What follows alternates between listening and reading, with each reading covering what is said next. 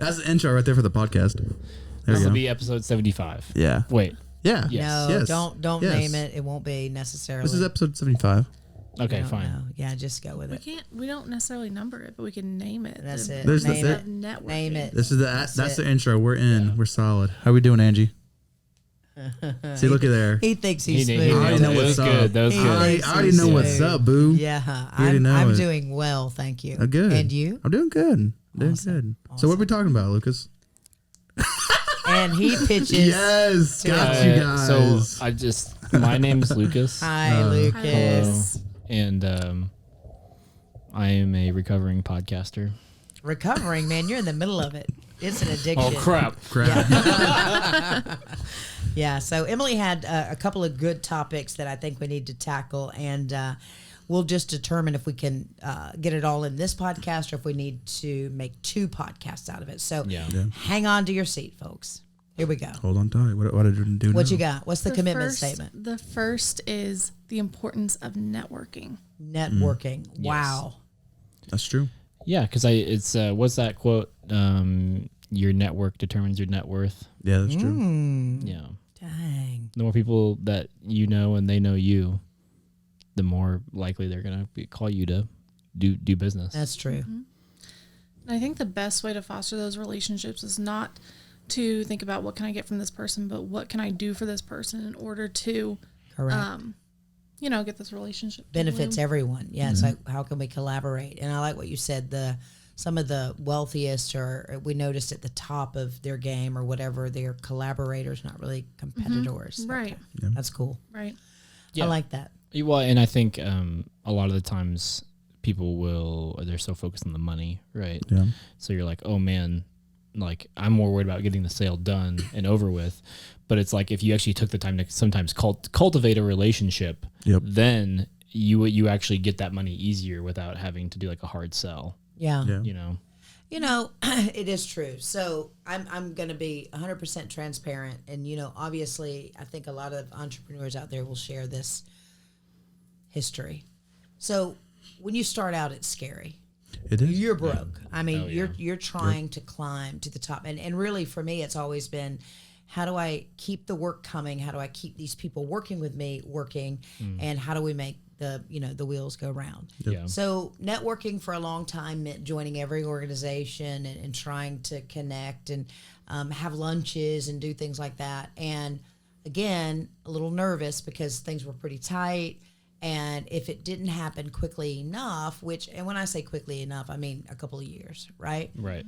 I had to pivot, like go find another way to do this. And I can tell you, you just get busier, you just network with more people, and the money will come. Yeah. Eventually, It does, guys. And I remember hearing people say that when I was young. I'm like, for you, maybe. What am I supposed to do over here? Like, Right. But it comes if you just stay focused and you continue the work and you surround yourself by people who want to accomplish the same kind of things you said, and you're not just driven by money. Yeah. It comes. Yeah.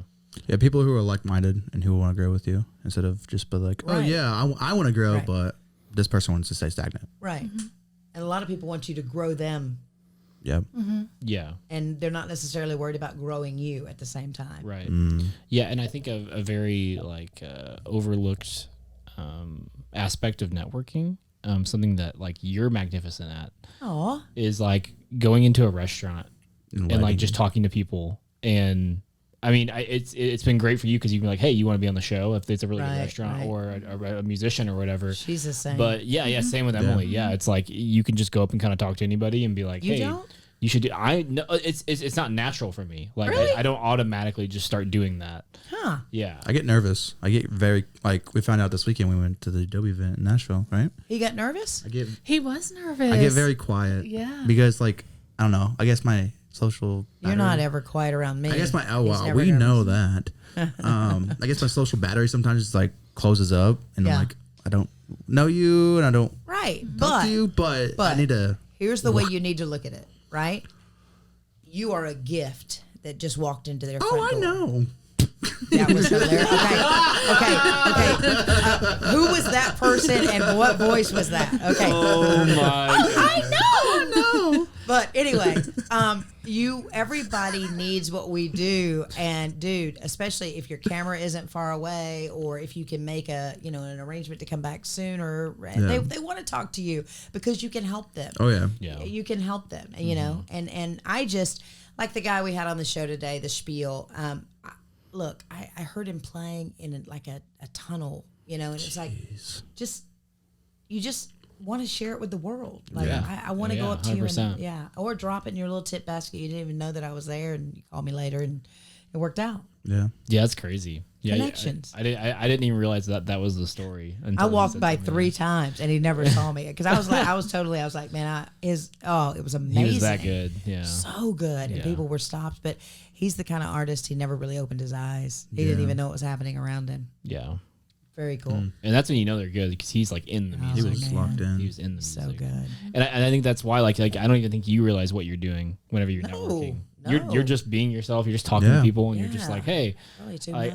Because I think you're so focused on like I can help you. Yeah, the world should know about you. Yeah, right. Exactly. Jermaine Pitts, guys, look him up. Oh, he's good. Yeah, he's so really really good. Is that networking, Emily? Are we networking? No, I think so. I think, going back to what Riley said about not being like super open to, or just feeling kind of like, what is it, social constraints? Is that what you're kind of feeling your social like, battery sometimes is just just like around different people. That's when I stay home. Yeah, I know exactly. But you can. There's always something. There's always something though that you can relate to somebody with. Yeah. You know? So you just have to find that one thing that you can start a conversation about, and then after that it's golden, you know? Yeah. That's true. Look, I had this thought this morning driving in. It was a long drive. It was like 3 hours. But anyway, I've gotten to the point, and it's probably because of my age, I look at people and I'm like, they're on their course for the day. What are they going to do today? Everybody's doing things, and it's like, just under the surface, I want to get to know a little bit about a lot of people, if that makes sense. You know, it's like we're all the same, really. I mean, there's such a connectability.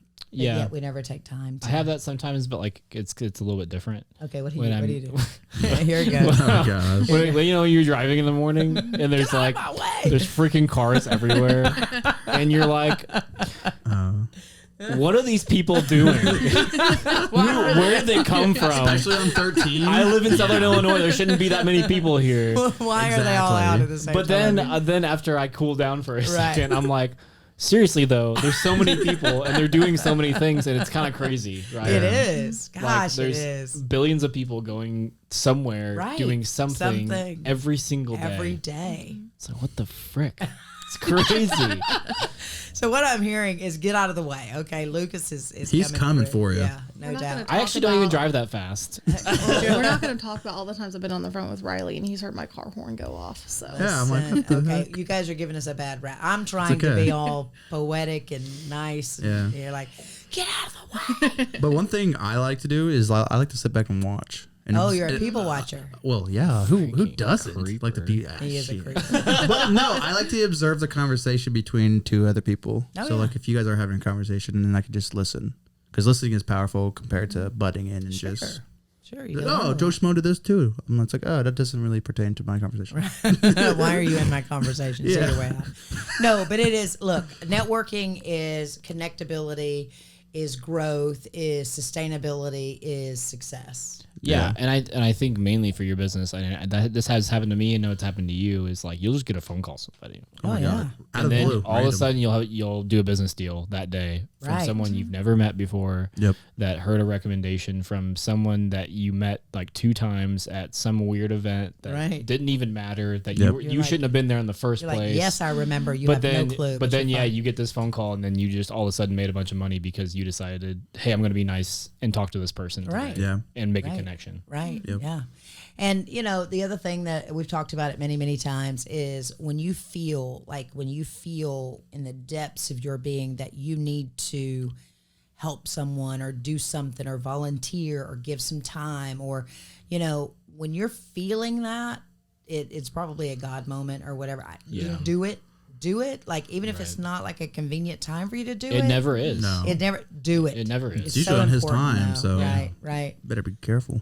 Very important, especially if you want growth. You know, if you don't want growth and you don't feel like you need, and sometimes people are exhausted by the word networking, right? Because some groups do make it seem that way. I think there's a lot of people, I mean, and I think I'm included in this, is like I get overwhelmed when I'm around a lot of people. If it's like 20 or 30, it's not a big deal, but if it's like a few hundred or something, there's something about me that shuts down. I think it's similar to Riley. I mean, don't get me wrong, I can come out of my shell and be totally fine, but my initial reaction is like, okay, I need to like put my head down and not talk to anybody. Yeah. I wonder if I'm that weird. way. Maybe That's how I was. Funny because I'm Angie, no, you I'm were the not opposite. that way. I'm not. No, I'm you're the not. exact opposite. It's like she comes alive in a group of 400 and more. it's like because like just think about the probability. If there's 5 people in a room, all 5 of those people just might not agree with what you're saying or might not care about what what you're presenting. But if you've got 500 people, that's you're going to find that 1 in 500 people if you try. Absolutely. You just have to that's seek a out good the point. opportunity. That's a good point. Yeah. Yeah. And that'd get exhausting though, going around saying, "Are you interested? Are you interested? Are you?" See, you shut down on me just then. It's not for me. It's not for me. I think you just have to not take it personal though. If they're not interested, like, make your case, like, try to connect and then move on because there is going to be someone interested. What do they say? The 1 minute. Yeah, Riley. Is it the 1 minute pitch? It's rough out here. You should be able. What happened? What did he do? I made a comment about his dating life. Just then? Yeah, because she was like, if they're not interested, just move on. And I was like, yeah, Riley. He has learned how to hold hands though, so we are proud of him for that. Yeah, we're getting there. You held hand? Oh, yeah. I Not with a remember client. the last Yeah, one. with a client. Not with a client. That'd just get weird. That'd get really weird. But, yeah. It's like, why are you holding my hand? I don't know. I'm lonely. Okay, guys, look, this podcast is derailing. It is called MarketAbilities, so who knows? Maybe you'll learn to market yourself, your love life. Holding hands is important to show an individual that you care. And Sure, yeah. I'm sure there's someone who'll pay for that. I don't want that. I don't want to waste my money. Okay, anyways, coming back.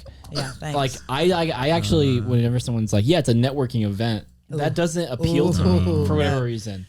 Like, I can totally talk to somebody and, connect with somebody, but for whatever reason, when I hear that, I'm like, networking, it feels forced. Yeah. It feels like I have to go in and like I better bring my business card or whatever. And if I don't have enough, and I think the better networking is just having it natural. yeah, absolutely, It's just the best. like Emily turns many times on bar stools. I mean, not that it's a bar that she's in all the. what are you doing? Eats in the you're bar a in lot. Barstool? No, let me say, I actually had a client come in and book because we had a conversation started because I ordered a non-alcoholic drink at a bar and he wondered why.